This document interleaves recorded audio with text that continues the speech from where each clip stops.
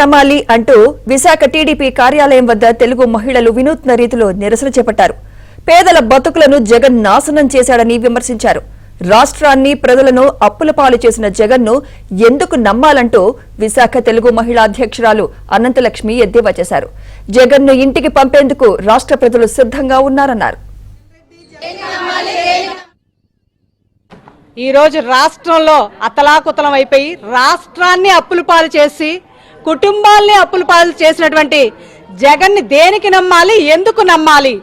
ఈరోజు నిన్ను నమ్ముకుంటే రాబోయే రోజుల్లో ఈ చెప్ప గింజన్నమే గతవుతుంది. రాష్ట్రంలో ప్రజలకి నిత్యావసర ధరలన్నీ ఆకాశానికి తాకాయి గనుక ఉల్లిపాయ పచ్చిమిరపకాయతో ఈ గింజనంతో బ్రతకలేము. ఏం తినాలి, ఎలా బ్రతకాలని ప్రజలు నిన్ను దేనికి నమ్మాలని ఆకాంక్షిస్తారా చెప్పండి?